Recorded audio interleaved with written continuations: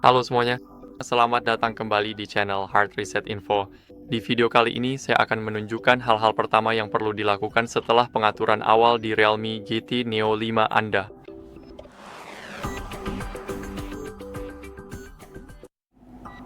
Jadi pertama, kita akan melihat layar kecil ini setelah proses pengaturan selesai. Mari kita klik mulai, dan di sini kita perlu pertama, mari kita masuk ke pengaturan untuk menghubungkan Wi-Fi. Jadi sekarang pilih Wi-Fi, dan di sini kita perlu memilih jaringan yang milik kita. Jadi sekarang saya akan memasukkan kata sandinya, dan saya akan menghubungi Anda kembali.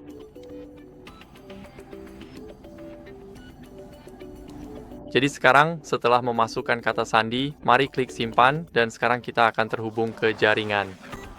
Jadi sekarang kita akan mendapatkan setiap notifikasi, jadi saya akan segera masuk ke mode jangan ganggu. Dan sekarang yang dapat kita lakukan adalah memeriksa pembaruan perangkat lunak apa saja, jadi buka pengaturan. Sekarang di pengaturan tersebut, mari pilih sistem dan perbarui. Letaknya hampir di bagian bawah, dan di sini klik pada pembaruan perangkat lunak. Sekarang perangkat akan secara otomatis memeriksa apakah ada pembaruan baru. Jadi seperti yang kalian lihat, saya menjalankan versi terbaru Realme UI untuk ponsel ini, dan sekarang yang bisa kita lakukan selanjutnya adalah menyiapkan Google Play Store dan akun Google.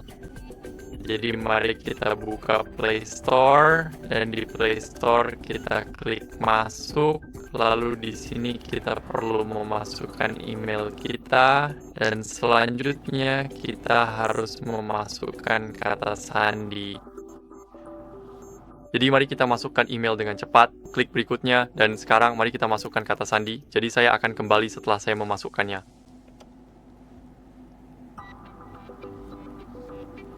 Sekarang mari kita klik berikutnya dan pilih siapa yang akan menggunakan perangkat ini. Kamu bisa memilih antara dirimu sendiri atau anakmu. Seperti yang kalian lihat, wajar jika aplikasi ini crash dan kalian harus mengulangi seluruh prosesnya lagi. Saya memang ingin menunjukkannya kepada kalian. Pada dasarnya, ini akan memperbarui aplikasi Google, kalian harus memasukkan email dan kata sandi lagi. Jadi saya akan kembali setelah semuanya selesai.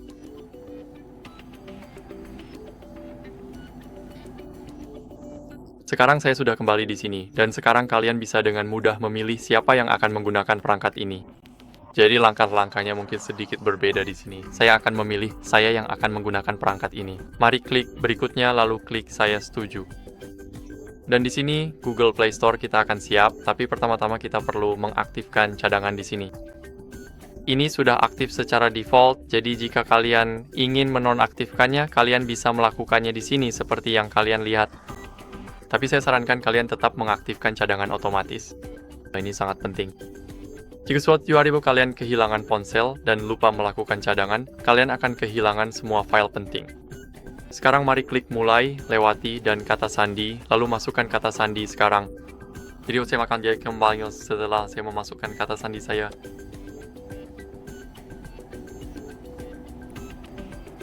Sekarang mari klik lanjutkan atau tidak, terima kasih. Pada akhirnya kalian akan melihat rekomendasi lokal. Jadi saya akan klik tidak, terima kasih. Sekarang mari kita buka foto profil kita dan klik aplikasi Endgame saya. Di sini, kita perlu melihat detail pembaruan yang tersedia dan klik perbarui semua. Jadi sekarang aplikasi-aplikasi ini sedang diinstal, dan sementara itu yang bisa kita lakukan adalah, pada dasarnya, aplikasi-aplikasi tersebut akan diperbarui di latar belakang. Jadi kita tidak perlu khawatir, seperti yang kalian lihat sedang diperbarui. Sekarang kita sudah punya switch access, dan sekarang aplikasi lain juga sedang diinstal, seperti Google Drive. Jadi mari kita buka pengaturan sementara menunggu. Kita perlu masuk dan mengatur biometrik serta kunci layar kita. Jadi mari kita gulir ke bawah. Oh, terlalu jauh. Mari kita masuk ke keamanan dan privasi, lalu ke buka kunci perangkat dan pilih kunci layar terlebih dahulu. Jadi ini adalah kunci layarnya. Mari kita pilih antara numerik, alfanumerik, atau pola.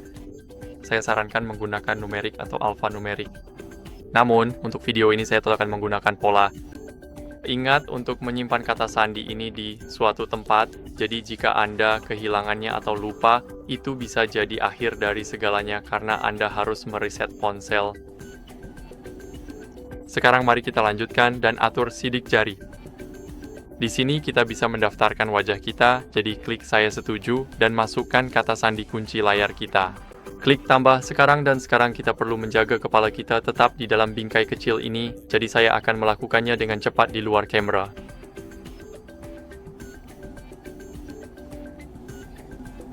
Seperti yang kalian lihat sekarang, wajah saya sudah ditambahkan dan sekarang fitur Face Unlock sudah tersedia. Jadi setiap kali saya mencoba membuka kunci ponsel, ponsel akan terbuka seperti yang kalian lihat. Mari kita kunci lagi. Di sini kita punya Face ID, jadi saya tinggal lakukan itu dan ponsel saya akan terbuka. Sekarang yang bisa kita lakukan adalah kembali ke pengaturan dan mendaftarkan sidik jari kita. Jadi mari kita klik setuju. Di sini masukkan kata sandi kunci layar, yaitu pola kita. Klik tambah sekarang. Dan sekarang mari letakkan jari di sensor. Jadi pada dasarnya kita perlu menekan sensor, tidak perlu keras, tapi cukup tekan di sensor dan tunggu sampai bergetar. Setelah itu kita bisa angkat jarinya. Jadi saya akan kembali setelah proses pendaftaran sidik jari selesai.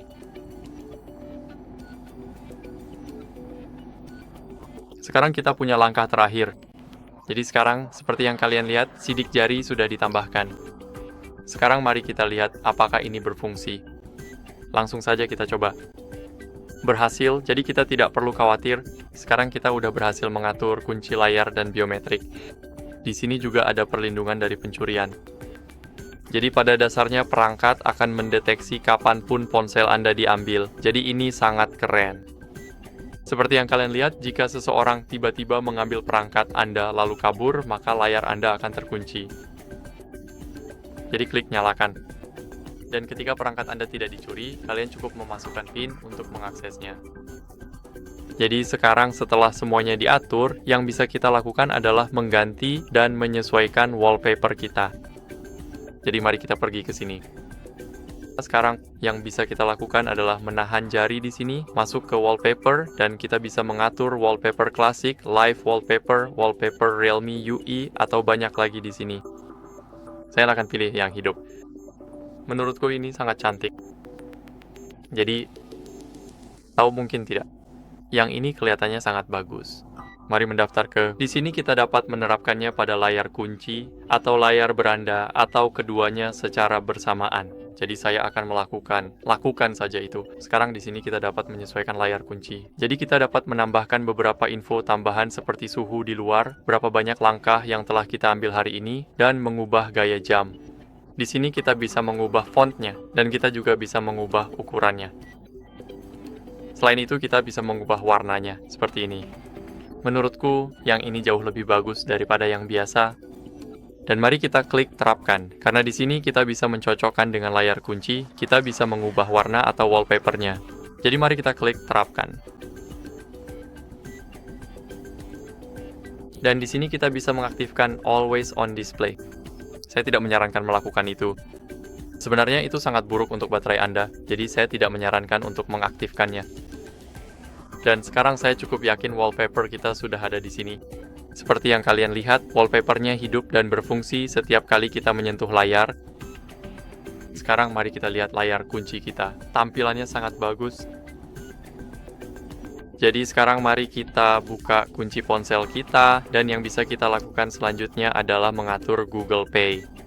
Jadi Google Pay sangat penting untuk diatur di ponsel Anda, sehingga Anda kapanpun Anda lupa membawa kartu fisik dan ingin membayar, misalnya belanjaan, maka sebaiknya Anda mengaturnya di ponsel Anda, sehingga Anda bisa menggunakan ponsel untuk membayar. Jadi pertama, sebelum kita mulai, mari pastikan NFC diaktifkan, karena inilah yang membuat pembayaran nirsentuh bisa dilakukan. Jadi sekarang mari kita klik Play Store.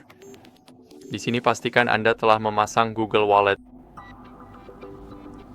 Jadi mari klik Google Pay, dan di sini kita akan memiliki Google Wallet. Jika tidak terinstall secara default, klik install dan tunggu beberapa detik. Sekarang mari kita klik buka. Dan di sini akan memilih akun yang akan digunakan secara otomatis karena kita sudah membuat akun sebelumnya. Jadi mari kita klik lihat dompet. Sekarang di sini mari kita aktifkan notifikasi, dan di sini kita dapat menambahkan kartu pembayaran atau kartu program loyalitas.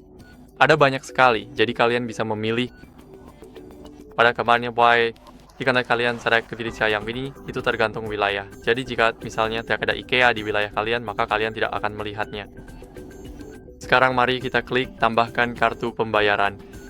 Dan langkah yang sangat penting, kalian harus memiliki kartu ini secara fisik saat mengaturnya. Jadi saya tidak memiliki kartu dengan saya, itulah sebabnya saya tidak bisa menambahkan Mastercard di sini.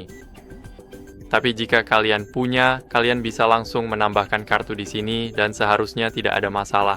Setelah itu, yang bisa kalian lakukan adalah mencopot aplikasi yang tidak diinginkan, karena seperti yang kalian lihat, sistemnya agak penuh dengan aplikasi bawaan.